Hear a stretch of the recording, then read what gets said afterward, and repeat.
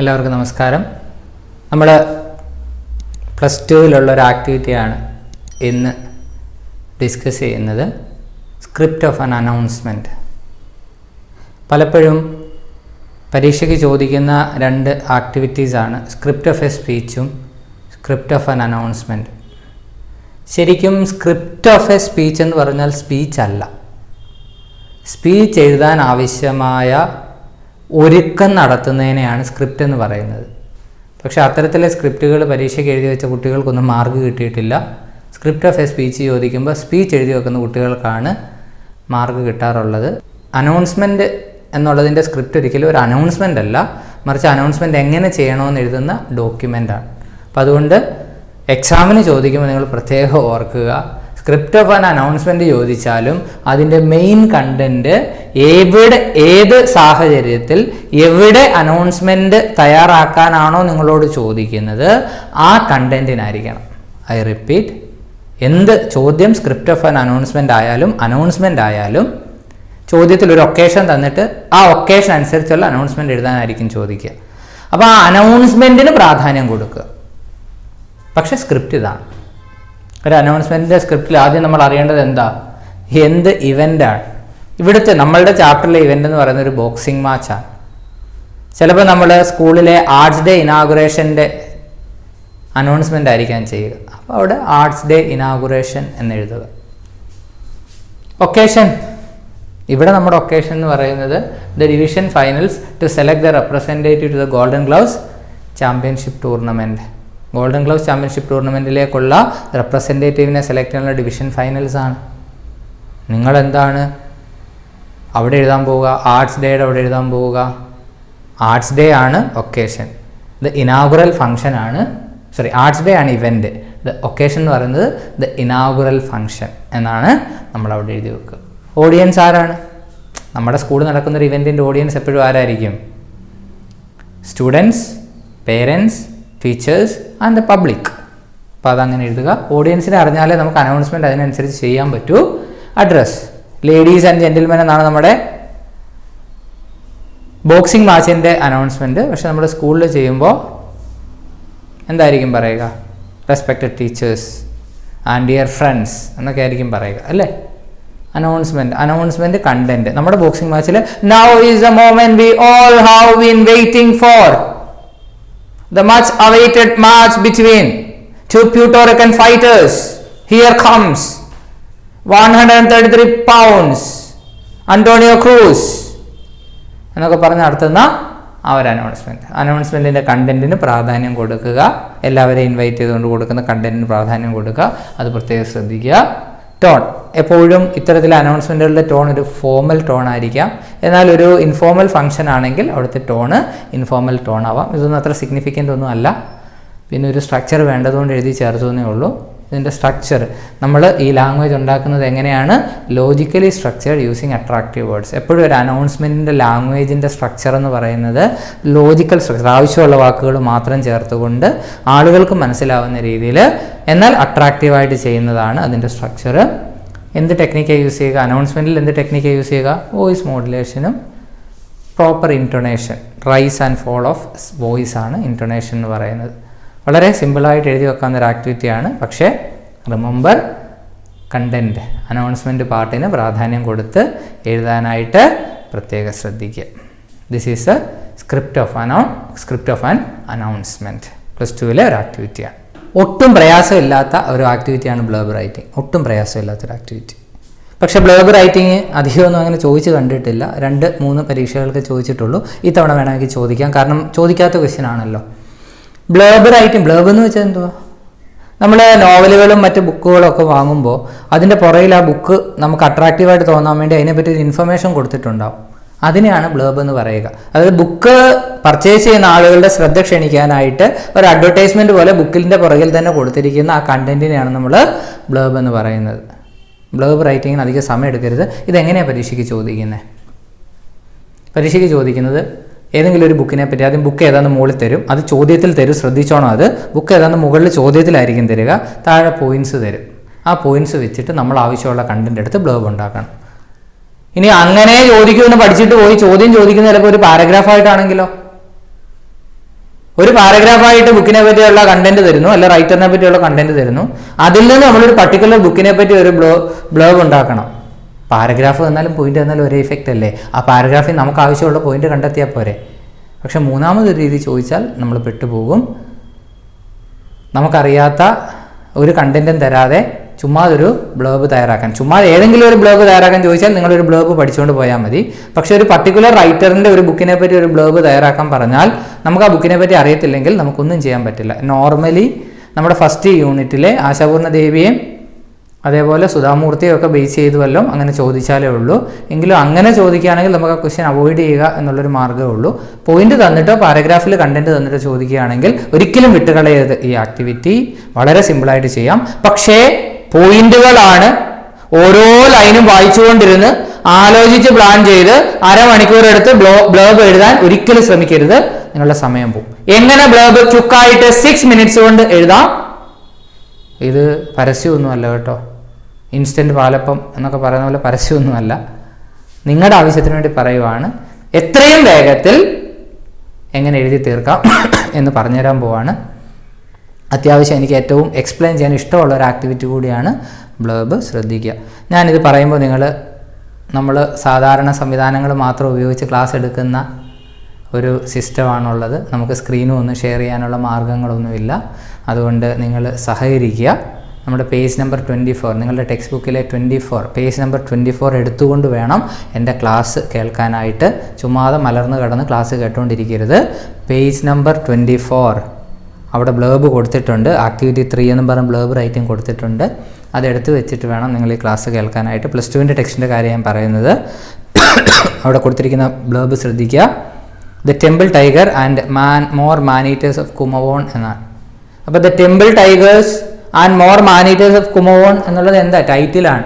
ഒരു ബുക്കിൻ്റെ ടൈറ്റിൽ എഴുതുമ്പോൾ ആ ടൈറ്റിലുള്ള മെയിൻ വേർഡ്സ്, ഫസ്റ്റ് ലെറ്റർ എപ്പോഴും ക്യാപിറ്റലായിരിക്കും.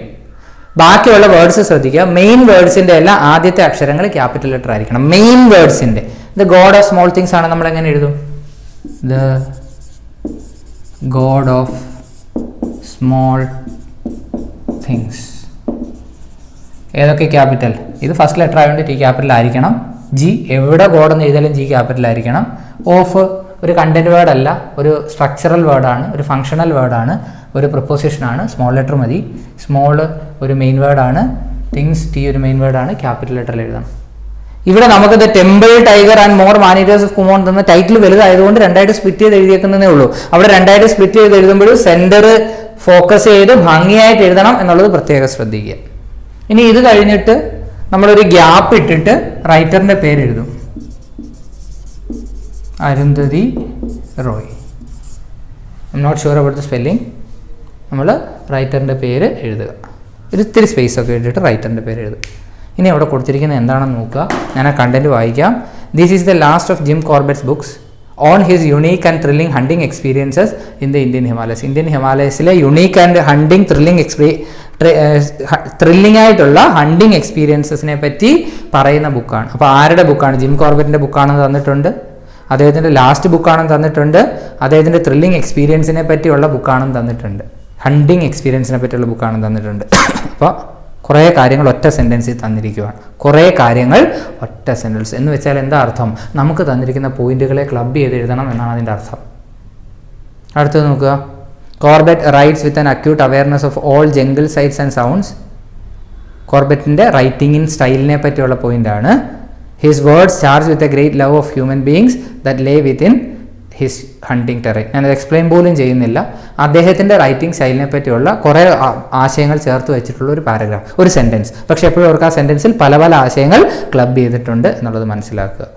Together with the modesty, calm and precision of his prose, these qualities makes these stories very much a part of the classic Corbett corpus. അതിൻ്റെ meaning ഞാൻ പറയാൻ ഉദ്ദേശിക്കുന്നില്ല. അദ്ദേഹത്തിൻ്റെ കോർപ്പസിൻ്റെ പ്രാധാന്യമാണ് അവിടെ പറഞ്ഞിരിക്കുന്നത്. ഈ സ്റ്റോറീസിൻ്റെ പ്രത്യേകതയാണ്. Meaning is not significant for this activity. അടുത്തത് കൊടുത്തിരിക്കുന്നത് എന്താണെന്ന് നോക്കിയേ. ഒരു ലൈൻ സ്പേസ് വിട്ടിട്ട് ഒരു കൊട്ടേഷൻ കൊടുത്തിട്ട് ആ കൊട്ടേഷൻ്റെ താഴെ ഒരു ഹൈഫൻ ഇട്ടിട്ട് ഓഥറിൻ്റെ പേര് എഴുതി വെക്കുക. അപ്പം നിങ്ങൾക്ക് തരുന്ന ലിസ്റ്റിൽ എവിടെയെങ്കിലും ഒരു കൊട്ടേഷൻ ഉണ്ടെങ്കിൽ അത് വായിക്കാൻ പോലും മെനക്കെടരുത്. അത് എഴുതേണ്ടത് എവിടെയാ? സെക്കൻഡ് പാരഗ്രാഫായിട്ട് എഴുതുക, താഴെ ഹൈഫൻ ഇടുക, റൈറ്ററിന്റെ പേര് എഴുതുക. വായിക്കാൻ പോലും മെനക്കെടരുത്, സമയം കളയരുത്. കൊട്ടേഷൻ എവിടെ എഴുതണം ഇപ്പൊ നമുക്ക് മനസ്സിലായി. ഇനി അതിന് താഴെ എന്താ എഴുതിയിരിക്കുന്നത്? ക്യാപിറ്റൽ ലെറ്ററിൽ എഴുതിയിരിക്കണം other books by Jim Corbett. നമുക്ക് തന്ന writer other books by Arundhati Roy. താഴെ കണ്ടോ മെയിൻ ലെറ്റേഴ്സ്. എപ്പോഴും ബുക്കിന്റെ ടൈറ്റിൽ എഴുതുമ്പോൾ മെയിൻ വേർഡ്സ് ക്യാപിറ്റൽ ലെറ്ററിൽ എഴുതണം. താഴെ ലിസ്റ്റ് ഔട്ട് ചെയ്യുക. അപ്പോൾ നമുക്ക് other books by the author തന്നിട്ടുണ്ടെങ്കിൽ ഒരിക്കലും എന്ത് ചെയ്യരുത്, വായിച്ച് സമയം കളയരുത്. ആൻസർ എഴുതി തുടങ്ങുമ്പോൾ അവസാനം എഴുതാൻ വേണ്ടി വെച്ചേക്കുക. വെറുതെ സമയം കളയരുത് പോയിന്റ് വായിച്ച്. ഇനി പബ്ലിഷറിന്റെ പേര് തന്നാൽ അതിന് താഴെ ഒരു സിമ്പിൾ ഒക്കെ ഇട്ടിട്ട് പബ്ലിഷറിന്റെ പേര് വെണ്ടയ്ക്ക അക്ഷരത്തിൽ ക്യാപിറ്റൽ ലെറ്ററിൽ എഴുതി വെക്കുക. പബ്ലിഷറിന്റെ അങ്ങനെയുള്ള എന്തെങ്കിലും ഇൻഫർമേഷൻ തന്നാൽ അത് പാരഗ്രാഫിൽ കയറ്റി എഴുതാൻ നോക്കരുത്. അത് ബുക്കിന്റെ ആ പേജിന്റെ ഏറ്റവും താഴെ പബ്ലിഷ് ഒരു ആരോ സിമ്പിൾ ഒരു സർക്കിളും ഒക്കെ വരച്ചൊരു സിമ്പിളൊക്കെ ചുമ്മാ ഒരു സിമ്പിൾ അല്ലെങ്കിൽ ഒരു ലെറ്ററും ഒക്കെ അകത്ത് എഴുതി താഴെ പബ്ലിഷറിന്റെ പേര് എഴുതി വെക്കുക. ഇത്രേ ഉള്ളൂ ബ്ലർബ് റൈറ്റിങ്ങിന്റെ സ്റ്റൈൽ. ഇവിടെ തന്നിരിക്കുന്ന പ്രാതം പ്രതിശ്രുതി എന്ന വർക്കിനെ പറ്റിയാണ്. അപ്പോൾ പ്രാതം പ്രതിശ്രുതി എന്ന ഹെഡിങ് കൊടുക്കുക, റൈറ്റർ ആശാപൂർണ്ണ ദേവി എന്ന് കൊടുക്കുക. എന്നിട്ട് ഇവിടെ തന്നിരിക്കുന്ന രണ്ടാമത്തെ പോയിന്റ് കൊട്ടേഷനാണ്. അപ്പോൾ അത് നമ്മൾ മാറ്റി അത് എവിടെ എഴുതണമെന്ന് നമുക്കറിയാം. തന്നിരിക്കുന്ന last point notable works of Ashapurna ദേവിയാണ്. അത് എവിടെ എഴുതണമെന്ന് നമുക്കറിയാം. അപ്പോൾ ആ 2 പോയിന്റ് മാറി. സെക്കൻഡ് ലാസ്റ്റ് പോയിന്റ് അനന്ത പബ്ലിഷേഴ്സ് എന്നുള്ളതാണ്. പോയിന്റ് നിങ്ങൾ ശ്രദ്ധിച്ച് തന്നെ വായിക്കണം. ഇത് നമുക്ക് ഓൾറെഡി അറിയാവുന്നതുകൊണ്ട് ഞാനിങ്ങനെ ഓടിച്ച് പറയുകയാണ്. സെക്കൻഡ് ലാസ്റ്റ് പോയിന്റ് എന്ന് പറയുന്നത് പബ്ലിഷേഴ്സാണ്. പബ്ലിഷറിന്റെ പേര് ഏറ്റവും താഴെ എഴുതണമെന്ന് ഞാൻ പറഞ്ഞു. അപ്പോൾ 3 പോയിന്റ് അങ്ങ് പോയിട്ട് ബാക്കിയുള്ള 7 പോയിന്റിൽ നിന്നാണ് നമുക്ക് വേണമെന്ന് ആശയം ഉണ്ടാക്കേണ്ടത്. ഒരു കാര്യം ശ്രദ്ധിക്കുക, നമ്മൾ മലയാളികൾക്ക് ഒരു സ്വഭാവമുണ്ട്. തന്നിരിക്കുന്നതിന് ചെറുതാക്കി എഴുതാൻ അറിയത്തില്ല, എത്ര വേണേലും വലുതാക്കി എഴുതും, എത്ര വേണേലും ഗ്യാസ് കയറ്റി വലുതാക്കി എഴുതും, ഷോർട്ട് ആക്കാൻ നമുക്ക് അറിയത്തില്ല. നമ്മളുടെ ഈ ആറ്റിറ്റ്യൂഡ് കൊണ്ട് തന്നെയാണ്, നമുക്ക് ഈ റൈറ്റിംഗ് സ്കില്ല് കുറവുള്ളത് കൊണ്ട് തന്നെയാണ് ഇത്തരം ആക്ടിവിറ്റീസ് നമുക്ക് പഠിക്കാൻ വരുന്നത്. പ്രൈസി റൈറ്റിംഗ്, അതായത് ഒരു പാസേജ് 3-1 ചുരുക്കേണ്ട കേസുകളിലും ഈ സ്കില്ല് തന്നെയാണ് നമ്മൾ യൂസ് ചെയ്യേണ്ടത്. തന്നിരിക്കുന്ന പാസേജിലെ പോയിന്റുകൾ, മെയിൻ പോയിന്റുകൾ ചേർത്ത് വെച്ച് നമ്മൾ സെന്റൻസുകളെ ക്ലബ് ചെയ്യാൻ പഠിക്കണം. ഇവിടെ നോക്കിക്കേ, Ashapurna Devi created a space of her own in the world of creative literature and gender studies. Ashapurna ദേവിയെ പറ്റി പറഞ്ഞിരിക്കുകയാണ്. സെക്കൻഡ് പോയിന്റ് ഞാൻ വായിക്കുന്ന പോലും ഇല്ല. Third point, most of her writings mark a firm protest against inequality and injustice rooted in gender discrimination. Ashapurna ദേവിയുടെ writing സ്റ്റൈലിനെ പറ്റി വീണ്ടും ഒരു പോയിന്റ് പറഞ്ഞിരിക്കുകയാണ്. എല്ലാ പോയിന്റും എല്ലാ ആശയങ്ങളും എഴുതണമെന്ന് നിർബന്ധം വിചാരിക്കരുത്, അത് പ്രത്യേകം ശ്രദ്ധിക്കുക. മൂന്നാമത്തെ point, her magnum opus Pratham Pratishruti won her the Jnanpith award. അവിടെ നമുക്ക് തുടങ്ങാം. ദ ജ്ഞാനപീഠ് വിന്നർ ആശാപൂർണ്ണ ദേവീസ് പ്രാതം പ്രതിശ്രുതി എന്ന് പറഞ്ഞ് തുടങ്ങാൻ വേണമെങ്കിൽ. അല്ലെങ്കിൽ the Jnanpith winner Ashapurna Devi created a space of her own in the world of creative literature and gender studies നമുക്ക് എഴുതാൻ പറ്റും. എന്നിട്ട് her magnum opus Pratham Pratishruti എന്നൊരു പാട്ട് നമുക്ക് കിട്ടിയിട്ടുണ്ട്. അത് നമ്മൾ വേറെ അടുത്ത സെന്റൻസുകളൂടെ, ആ വർക്കിനെ പറ്റിയുള്ള സെന്റൻസുകളൂടെ വായിച്ചിട്ട് അവിടെ എവിടെയെങ്കിലും നമുക്ക് യൂസ് ചെയ്യാം. നോക്കി അടുത്ത പോയിന്റ് എന്താണ്? The novel is about an uncommon woman Satyavati who dare to break the so called rules made to control the lives of the Bengali women in those days. എല്ലാം വേണ്ട, അവിടെ നമുക്ക് വേണ്ടത് എന്താ? The novel is about Satyavati, അത്ര മാത്രം എടുത്താലും മതി. So her magnum opus Pratham Pratishruti is about an uncommon woman Satyavati. വേണമെങ്കിൽ ബാക്കിയോട് എഴുതാം, who dare to break the so called, വേണമെന്ന് നിർബന്ധമൊന്നുമില്ല. Her magnum opus Pratham Pratishruti is about an uncommon woman Satyavati. എന്നിട്ട് അടുത്ത പോയിന്റ് അവിടെ ക്ലബ് ചെയ്യാം. The novel depicts the endless sufferings and liberation of women in Bengal. So the novel her magnum opus Pratham Pratishruti is a novel about an uncommon woman Satyavati which also depicts the endless sufferings and liberation of women in Bengal. Simple. വേണമെങ്കിൽ അടുത്ത point ഒരു sentence ആയിട്ട് തന്നെ എഴുതാം. അതല്ലെങ്കിൽ ആശാപൂർണ്ണ ദേവിയെ പറ്റി പറഞ്ഞിരിക്കുന്ന third point, most of her writings marked എന്ന് പറഞ്ഞ് തന്നിരിക്കുന്ന പോയിന്റ് ഒരു പോയിന്റ് ആയിട്ട് എഴുതി വെക്കാം. ഇങ്ങനെ ക്ലബ് ചെയ്ത് കുറച്ച് ഭാഗം മാറ്റിവെച്ച്, അല്ലെ ഒരു പോയിന്റ് തന്നെ മാറ്റിവെച്ച് ക്ലബ് ചെയ്താണ് ഇത് എഴുതേണ്ടത്. ഇത്തരത്തിലാണ് നമ്മൾ പ്രൈസിയും എഴുതുക. പ്രൈസി റൈറ്റിംഗ് ശ്രദ്ധിക്കുക, ഒരു ഹെഡിങ് ഉണ്ടാവണം. പ്രൈസ് റൈറ്റിംഗിന് വളരെ ഇമ്പോർട്ടൻ്റ് ആണ് ഹെഡിങ്. തന്നിരിക്കുന്ന പാരഗ്രാഫുകളിൽ നിന്ന് മെയിൻ പോയിന്റ്സ് മാത്രം നോക്കുക, പരസ്പരം ക്ലബ് ചെയ്യുക. ചെറുതാക്കി അക്ഷരം ചെറുതാക്കി എന്നല്ല, കണ്ടന്റ് ചെറുതാക്കി എഴുതി വെക്കുന്നതാണ് പ്രൈസ് റൈറ്റിംഗ്. ഇതേ സ്കില്ലാണ് അവിടെ ആവശ്യം. അപ്പോൾ ഈ കണ്ടന്റ് നമുക്ക് തന്നിരിക്കുന്ന 10 പോയിന്റുകളിൽ നിന്ന് കൊട്ടേഷനും, അതേപോലെ പബ്ലിഷറിന്റെ പേരുണ്ട് അതും, അതേപോലെ അതർ വർക്ക്സ് ഉണ്ട് അതും മാറ്റി വെച്ചതിന് ശേഷമുള്ള പോയിന്റുകളെ ക്ലബ് ചെയ്തൊരു 3 സെന്റൻസ് കണ്ടന്റ് എഴുതുക. അതിന് താഴെ കൊട്ടേഷൻ എഴുതി ഹൈഫൻ ഇട്ട് റൈറ്ററിന്റെ പേര് എഴുതുക. അതിന് താഴെ അതർ ബുക്സ് ബൈ റൈറ്ററിന്റെ പേര് എഴുതുക, ആശാപൂർണ്ണ ദേവി അല്ലെങ്കിൽ അരുന്ധതി റോയ് എന്ന് എഴുതുക. താഴെ ബുക്കിന്റെ ടൈറ്റിൽ എഴുതുക. ബുക്കിന്റെ ടൈറ്റിൽ എഴുതുമ്പോൾ മെയിൻ ലെറ്റേഴ്സ് ക്യാപിറ്റൽ ലെറ്റർ എഴുതാൻ ശ്രദ്ധിക്കുക. പബ്ലിഷറിന്റെ പേരുണ്ട്, താഴെ പബ്ലിഷറിന്റെ പേര് എഴുതി വെക്കുക. ഇത്രയും എളുപ്പമുള്ള ഒരു ആക്ടിവിറ്റിയാണ് ബ്ലർബ് എന്നത് പ്രത്യേകം ശ്രദ്ധിക്കുക. പക്ഷേ ബ്ലർബിനൊരു അപകടമുണ്ട്, വായിച്ചുകൊണ്ടിരുന്ന സമയം കളയരുത്. കൂൾ ഓഫ് ടൈമിൽ വായിച്ചു വെക്കുക. ആവശ്യമുള്ള ഭാഗം അണ്ടർലൈൻ ചെയ്ത് മാർക്ക് ചെയ്ത് വെക്കുക. എപ്പോഴും ഓർക്കുക, എല്ലാ സെൻറ്റൻസും എഴുതണമെന്ന് വാശി പിടിക്കരുത്. ഒരു സെൻറ്റൻസിൻ്റെ എല്ലാ ഭാഗവും എഴുതണമെന്ന് വാശി പിടിക്കരുത്. 2 സെൻറ്റൻസുകളെ തമ്മിൽ ക്ലബ് ചെയ്യുക. വളരെ സിമ്പിളായിട്ട് നിങ്ങൾക്ക് ചെയ്യാൻ പറ്റുന്ന ഒരു ആക്ടിവിറ്റിയാണ് ബ്ലർബ്. അഥവാ ചോദിച്ചാൽ ഒരു കാരണവശാലും വിട്ടുകളയരുത്. അധികം സ്റ്റുഡൻസ് ഓപ്റ്റ് ചെയ്യാത്തൊരു ആക്ടിവിറ്റി ആയിരിക്കും ബ്ലർബ് എന്ന് പറയുന്ന ആക്ടിവിറ്റി. അതുകൂടി പ്രത്യേകം ശ്രദ്ധിക്കുക. Okay, I hope this class is helpful for you. ഈ ഒരു ആക്ടിവിറ്റി ഞാൻ എടുത്തു തന്നത് നിങ്ങൾക്ക് ഹെൽപ്ഫുള്ളായി എന്ന് തന്നെയാണ് എൻ്റെ വിചാരം. നിങ്ങളത് യൂസ് ചെയ്യുക. ഓക്കെ, നമ്മളിനി ഡിസ്കസ് ചെയ്യുന്നത് ഇമെയിൽ എന്ന ആക്ടിവിറ്റിയാണ്. ഇമെയിലിൻ്റെ ഫോർമാറ്റാണ്. ഇവിടെ ഞാൻ എക്സാമ്പിളായിട്ട് നിങ്ങൾക്ക് തരാൻ പോകുന്ന ഇമെയിൽ എന്ന് പറയുന്നത് ഇർഫാൻ ആലമിനെയോ ഷഹീൻ മിസ്ട്രിയോ അല്ലെങ്കിൽ അതേപോലെയുള്ള വളരെ പ്രധാനപ്പെട്ട ഒരു വ്യക്തിയെ നമ്മുടെ സ്കൂളിലെ ഒരു ഫംഗ്ഷൻ ചീഫ് ഗസ്റ്റായിട്ട് ക്ഷണിച്ചുകൊണ്ട് അല്ലെ ഇനാഗുറേറ്റ് ചെയ്യാൻ ക്ഷണിച്ചുകൊണ്ട് നമ്മൾ അയക്കുന്ന ഒരു ഇമെയിലാണ് നമ്മളിവിടെ ഡിസ്കസ് ചെയ്യാൻ പോകുന്നത്. ഇമെയിലിൻ്റെ ഫോർമാറ്റ് എന്താ? ഫോർമാറ്റിന് വലിയ പ്രാധാന്യമില്ല, പക്ഷേ ഫോർമാറ്റ് എഴുതണം എന്നുള്ളത് ശ്രദ്ധിക്കുക. കണ്ടന്റിനാണ് പ്രാധാന്യം. അപ്പോൾ നമുക്കൊരു മാർജിൻ ഉണ്ടാവും. ആദ്യം നമ്മൾ 2cc എന്ന് വെച്ചാൽ കാർബൺ കോപ്പി. ഈ സെയിം കോപ്പി ആർക്കൊക്കെ പോകുന്നു എന്നതാണ്. BCC എന്ന് വെച്ചാൽ ബ്ലൈൻഡ് കാർബൺ കോപ്പി. നമുക്ക് മറ്റുള്ളവരറിയാതെ എത്ര പേർക്ക് വേണമെങ്കിലും ഫോർവേഡ് ചെയ്യാം. Then subject. ഇതോരോന്നും ചെറിയ ബോക്സിലിടുക. സെൻറ്ററിൽ കോളൻ ഇടുക. ടു ഇർഫാൻ ആലം ആണെങ്കിൽ ഇർഫാൻ ആലം @gmail.com. CC ആരുമില്ല, BCC ആരുമില്ല. സബ്ജക്റ്റ് എന്താ? Invitation to a seminar on entrepreneurship.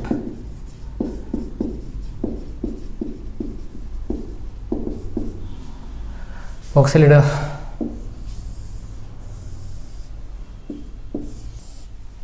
ഇവിടെ വെക്കാൻ പോകുന്ന കണ്ടന്റ് ശ്രദ്ധിച്ച് കേൾക്കുക. നമ്മൾ ഇങ്ങനെ ഒരു ഇമെയിൽ എഴുതുമ്പോൾ നമ്മൾ ആരാണെന്ന് ആദ്യം ഇൻട്രൊഡ്യൂസ് ചെയ്യണം. I am Ramesh Kumar, a student of ABC Higher Secondary School, Thrissur. I am Ramesh Kumar, a student of ABC Higher Secondary School, Thrissur. എന്ത് പേരും വെക്കാം, എന്ത് സ്ഥലവും വെക്കാം. I came to know about you from my textbook. ഞാൻ താങ്കളെ പറ്റി അറിയാൻ ഇടയായത് എൻ്റെ ടെക്സ്റ്റ് ബുക്കിൽ നിന്നാണ്. ടെക്സ്റ്റ് ബുക്ക് എന്നുള്ള സ്ഥാനത്ത് വേറെ എന്തും കയറി വരാം. ഫ്രം ദി ഇൻ്റർനെറ്റ് എന്നോ, ഫ്രം മൈ ഫ്രണ്ട് എന്നോ, ഫ്രം എ ഗ്രേറ്റ് പേഴ്സൺ എന്നോ, എന്ത് വേണേലും വരാം. എന്നിട്ട് നമ്മൾ എന്താ എഴുതാൻ പോവുക? അദ്ദേഹത്തിന് ഒരു അഭിനന്ദനങ്ങൾ നമ്മൾ അറിയിക്കണം. ഐ കൺഗ്രാജുലേറ്റ് യു, അല്ലെങ്കിൽ I felt a lot of respect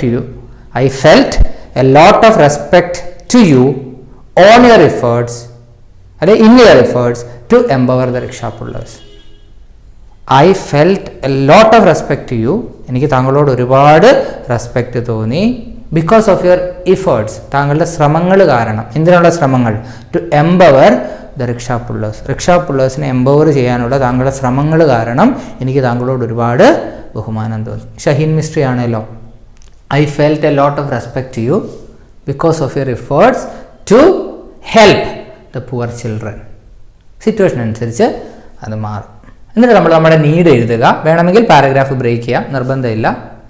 V are organising a seminar on entrepreneurship in the second week of November. We are organizing a seminar on entrepreneurship in the second week of November. We would like to have you as our chief guest. താങ്കൾ chief guest ആകണമെന്നാണ് ഞങ്ങളുടെ ആഗ്രഹം. We would like to have you as our chief guest. ഞങ്ങളുടെ chief ഗസ്റ്റായി താങ്കൾ ഉണ്ടാവണം എന്നാണ് ഞങ്ങളുടെ ആഗ്രഹം. The details of the seminar is included in the PDF document which is attached with this email. അങ്ങനെ എഴുതിയാൽ മതി.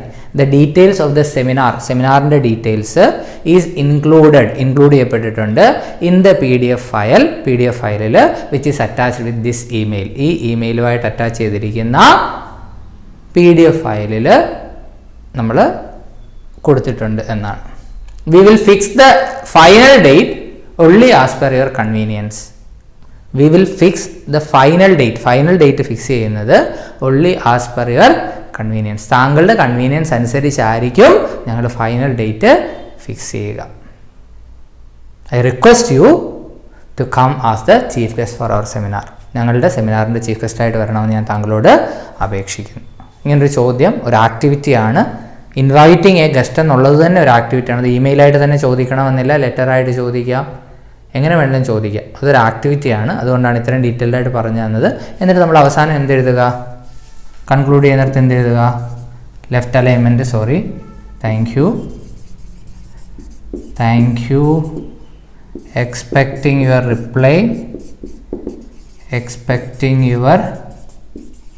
Reply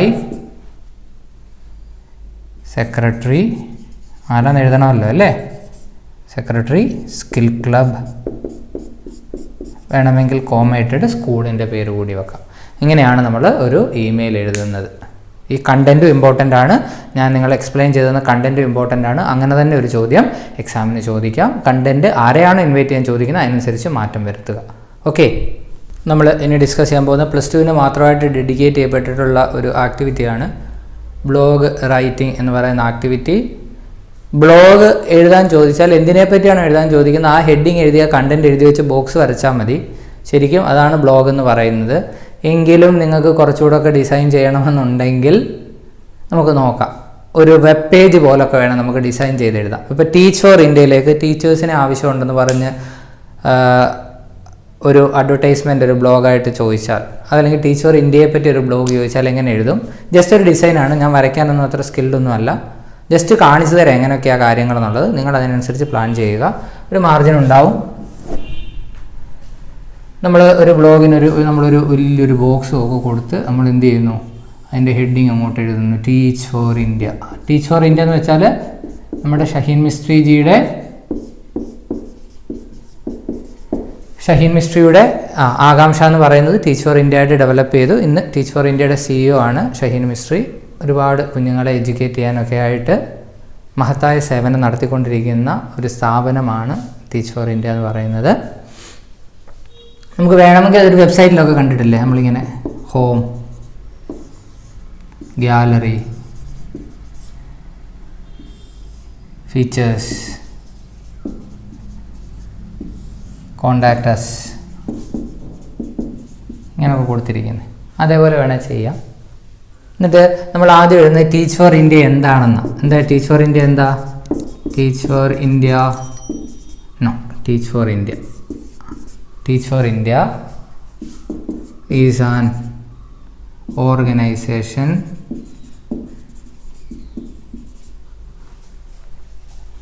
which works for the education of poor children. പിന്നെ നമ്മൾ ടെക്സ്റ്റിൽ കൊടുത്തിരിക്കുന്ന കാര്യമില്ലേ, എത്ര സെൻറ്റേഴ്സ് ഉണ്ട്? It has 54 centers and 6 schools with 3,500 children. ഇത് പഴയ കണക്കാണ്. നിങ്ങൾ നെറ്റിൽ സെർച്ച് ചെയ്യുക, എത്ര സ്കൂൾസ് ഉണ്ട്, എത്ര സെൻറ്റേഴ്സ് ഉണ്ട്, എത്ര കുട്ടികളുണ്ടെന്നുള്ളത് അതോട് ചേർത്ത് എഴുതി വെച്ചാൽ ടീച്ച് ഫോർ ഇന്ത്യയെ പറ്റിയുള്ള കണ്ടൻ്റ് ആവും. പിന്നെ നമ്മൾ കണ്ടൻറ് എഴുതി കഴിഞ്ഞാൽ നമുക്ക് വേണമെങ്കിൽ ഇവിടെ ഒരു ഫോട്ടോ ആണെന്ന് വിചാരിക്കുക. ഷഹീൻ മിസ്ട്രിയുടെ ഒരു ഫോട്ടോ വെച്ചിട്ട് ഇവിടെ ഷഹീൻ മിസ്ട്രി പറയുന്നതായിട്ടൊരു കൊട്ടേഷൻ എഴുതുക. എഡ്യൂക്കേഷനെ പറ്റിയോ അതല്ലെങ്കിൽ പാവപ്പെട്ടവരെ പറ്റിയോ അല്ലെങ്കിൽ ഒരു മോട്ടിവേറ്റിംഗ് ആയിട്ടുള്ളൊരു കൊട്ടേഷൻ ഇവിടെ എഴുതി വെക്കുക. ഇനി ടീച്ചേഴ്സിനെ ആവശ്യപ്പെട്ടുകൊണ്ടുള്ള ഒരു ബ്ലോഗാണെങ്കിൽ ടീച്ചേഴ്സ് വോണ്ടഡ് എന്ന് എഴുതുക. വോണ്ടഡ് എന്ന് എഴുതിയിട്ട് എന്താ ടീച്ചേഴ്സിന് എന്താ വേണ്ടേ? We are seeking qualified teachers. നമ്മളതിന് TGT ട്രെയിൻഡ് ഗ്രാജുവേറ്റ് ടീച്ചേഴ്സ് എന്നും പോസ്റ്റ് ഗ്രാജുവേറ്റ് ടീച്ചേഴ്സ് എന്നും വേണമെങ്കിൽ നഴ്സറി ടീച്ചേഴ്സ് മുതൽ എഴുതാം. We are seeking trained teachers for the in order to work for our schools, in order to work for our centers. We are seeking trained teachers to work for our centers. We seek service minded teachers with good communication skills. Service minded ആയിട്ടുള്ള നല്ല communication സ്കില്ലുള്ള ആളുകളെയാണ് ഞങ്ങൾ seek ചെയ്യുന്നത്. Simple, അത്രയും മതി. എന്നിട്ട് send A resume to എന്ന് പറഞ്ഞിട്ട് ഇമെയിൽ ഐ ഡി വെക്കുക. എന്നിട്ട് ബോക്സ് വരച്ചിട്ടാൽ അതൊരു ബ്ലോഗാവും. പക്ഷേ ബ്ലോഗ് ചോദിക്കുന്നത് ഏതെങ്കിലും ഒരു subject, for example dangers of drug abuse എന്ന് പറഞ്ഞൊരു ബ്ലോഗ് തയ്യാറാക്കാൻ പറഞ്ഞാൽ ഡേഞ്ചേഴ്സ് ഓഫ് ഡ്രഗ് അബ്യൂസ് എന്ന് എഴുതുക, ആ കണ്ടൻറ് എഴുതുക. വേണമെങ്കിൽ നിങ്ങൾക്ക് എവിടെയെങ്കിലുമൊക്കെ ഒരു കൊട്ടേഷനോ എവിടെയെങ്കിലുമൊക്കെ 1-2 പടങ്ങളോ ഒക്കെ വരച്ച് വെച്ചതിനെ കുറച്ചുകൂടി അട്രാക്റ്റീവ് ആക്കാം എന്നതാണ് അതിൻ്റെ ഡിഫറൻസ്. അട്രാക്റ്റീവ് ആക്കാൻ ശ്രമിക്കുക. നോർമലി ആ കണ്ടൻറ്റിനാണ് പ്രാധാന്യം. ഇതാണ് ബ്ലോഗ് റൈറ്റിംഗ് എന്നുള്ളത്. ബ്ലോഗ് റൈറ്റിങ്ങിനെ പറ്റി ഇതിൽ മനോഹരമായിട്ട് വേണമെങ്കിൽ നിങ്ങൾക്ക് ബ്ലോഗുകൾ സെർച്ച് ചെയ്ത് നോക്കിയാൽ മനസ്സിലാക്കാനായിട്ട് സാധിക്കും. ഞാൻ വളരെ ബേസിക്കായിട്ടുള്ളൊരു കാര്യമാണ് പറഞ്ഞു തന്നത്. ഇങ്ങനെ തന്നെ ആവണമെന്നൊന്നുമില്ല. ഇതിലൊക്കെ ഭംഗിയായിട്ട് ചെയ്യാൻ പറ്റും ബ്ലോഗ് റൈറ്റിങ്. ഇതൊരു ഐഡിയ കിട്ടാൻ വേണ്ടി മാത്രം എൻ്റെ മനസ്സിലുള്ളത് ഞാൻ അതുപോലെ ഒരു ഐഡിയ നിങ്ങൾക്ക് പറഞ്ഞു തന്നേ ഉള്ളൂ. ഇത് എങ്ങനെ വേണമെങ്കിലും നമുക്ക് ക്രിയേറ്റ് ചെയ്യാൻ പറ്റുന്നൊരു കാര്യമാണ്, അത് ശ്രദ്ധിക്കുക. ഓക്കെ, പാനൽ ഡിസ്കഷൻ എന്ന് പറയുന്നൊരു ആക്ടിവിറ്റി ഉണ്ട്. കഴിഞ്ഞ വർഷം ഞാൻ ചെയ്ത കുറച്ച് വീഡിയോസ്, ആക്ടിവിറ്റി വീഡിയോസ് ഉണ്ട്. അതിൻ്റെ കൂട്ടത്തിൽ കിടപ്പുണ്ട് പാനൽ ഡിസ്കഷൻ. നിങ്ങൾ പ്ലേലിസ്റ്റിൽ നോക്കി കണ്ടെത്തിയത് നോക്കുക. എങ്കിലും ഒന്ന് ഓടിച്ച് പറഞ്ഞുതരാം. പാനൽ ഡിസ്കഷൻ 2 രീതിയിൽ ചോദിക്കാം. ഒന്ന്, പാനലിസ്റ്റുകളെ ഇൻവൈറ്റ് ചെയ്തുകൊണ്ട്, ഓഡിയൻസിനെ ഇൻവൈറ്റ് ചെയ്തുകൊണ്ടുള്ളൊരു സ്പീച്ച് ചോദിക്കാം. അതല്ലെങ്കിൽ പാനൽ ഡിസ്കഷനായിട്ട് ചോദിക്കാം. എന്താ പാനൽ ഡിസ്കഷൻ എന്ന് വെച്ചാൽ, ഏതെങ്കിലും ഒരു സബ്ജക്റ്റിൽ എക്സ്പേർട്സ് ആയിട്ടുള്ള 1, 2, 3 ആളുകളെ ഒരു വേദിയിൽ വിളിച്ചിരുത്തി അവർ ആ വിഷയത്തെപ്പറ്റി ആധികാരികമായിട്ട് സംസാരിക്കുന്നതിനെയാണ് നമ്മൾ പാനൽ ഡിസ്കഷൻ എന്ന് പറയുന്നത്. അപ്പോൾ പാനൽ ഡിസ്കഷൻ എങ്ങനെ ഇൻട്രൊഡ്യൂസ് ചെയ്യുന്നത്? A warm good morning to all of you, distinguished guests on the dais and the audience. I welcome all of you to this panel discussion. This is a discussion on ഏത് subject ആണെന്ന് പറയുക. We have a group of eminent panelists over here. നമുക്ക് eminent panelist ആയിട്ടുള്ള കുറേ ആളുകൾ ഇവിടെ ഉണ്ട്. അതിൽ ഓരോരുത്തരെയായിട്ട്, for example Shri advocate Harish Vasudevan, a famous environmental activist and a young lawyer. He is very active in the social service sector also. I invite him to this discussion on ഏത് subject ആണെന്ന് എഴുതുക. ഇതേപോലെ ഓരോ എക്സ്പേർട്ടുകളെ നമ്മൾ മനസ്സിൽ എൻവയോൺമെൻറ്റുമായിട്ട് ബന്ധപ്പെട്ട് 3-4 എക്സ്പേർട്സിനെ ഓർത്തുകൊണ്ട് പോവുക. അതുപോലെ ഡേഞ്ചേഴ്സ് ഓഫ് ഡ്രഗ് അബ്യൂസിനെ പറ്റി പറയാൻ പറ്റുന്ന 3-4 എക്സ്പേർട്ടുകളെ ഓർത്തുകൊണ്ട് പോവുക. വിമൻ എംപവർമെൻറ്റിനെ പറ്റി പറയാൻ പറ്റുന്ന 2-3 എമിനൻ്റ് ആയിട്ടുള്ള സ്ത്രീകളെ പറ്റി, ജീവിച്ചിരിക്കുന്ന സ്ത്രീകളെ പറ്റി ഓർത്തിട്ട് പോവുക. അപ്പോൾ അവരുടെ ഒരു ചെറിയ ഡേറ്റ അവിടെ കൊടുക്കുക.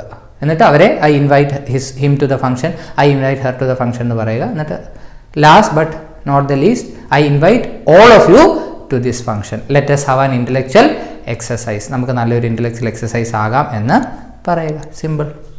എന്നാൽ പാനൽ ഡിസ്കഷൻ ചോദിച്ചാൽ കുറച്ചുകൂടി എളുപ്പമാണ്. ഇപ്പോൾ നിങ്ങൾ ഡേഞ്ചേഴ്സ് ഓഫ് ഡ്രഗ് അബ്യൂസ് പഠിച്ചില്ലേ? ആ ഡേഞ്ചേഴ്സ് ഓഫ് ഡ്രഗ് അബ്യൂസിൻ്റെ പോയിന്റ് നിങ്ങൾക്ക് അറിയാം. അല്ലെങ്കിൽ the need for protecting the environment പഠിച്ചില്ലേ? അതിൻ്റെ പോയിന്റ്സ് നിങ്ങൾക്ക് അറിയാം. നിങ്ങൾ എന്ത് ചെയ്യുക? ആദ്യം പാനലിസ്റ്റ് ഒരാളുടെ പേര്, നമ്മൾ പാനലിസ്റ്റായിട്ട് ചൂസ് ചെയ്യുന്ന 3 പേരാണെന്ന് വിചാരിക്കുക. അതിൽ ഒരാളുടെ പേര് എഴുതി കോളൻ ഇടുക. ആ ആൾ പറയുന്നതായിട്ട് നമ്മളുടെ മനസ്സിലുള്ള 2-3 ആശയങ്ങൾ എഴുതുക. എന്നിട്ട് ഫുൾ സ്റ്റോപ്പ് ഇട്ടിട്ട് അടുത്ത പാനലിസ്റ്റിന്റെ പേര് എഴുതുക. ബാക്കി ആശയം ആ ആൾ പറയുന്നതായിട്ട് എഴുതുക. വീണ്ടും 1-മത്തെയോ അല്ലെങ്കിൽ 3-മത്തെയോ പാനലിസ്റ്റിന്റെ പേര് എഴുതി ആ ആൾ പറയുന്നതായിട്ട് എഴുതുക. അങ്ങനെ നമ്മുടെ കയ്യിലുള്ള പോയിന്റ്സ് പാനലിസ്റ്റുകൾ പറയുന്നതായിട്ട് പ്രസന്റ് ചെയ്യുക, ഒരു കോൺവെർസേഷൻ മാതിരി.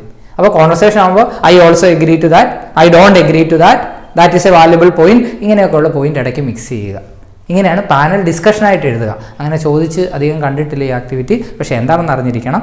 അതേപോലെ പ്രൈസി റൈറ്റിംഗ് എന്ന് വെച്ചാൽ എന്താ? PRECISE, Praisy writing. തന്നിരിക്കുന്ന പാസേജിനെ 3-1 ചുരുക്കുക എന്നതാണ് പ്രൈസി റൈറ്റിംഗ് എന്ന് കൊണ്ട് ഉദ്ദേശിക്കുന്നത്.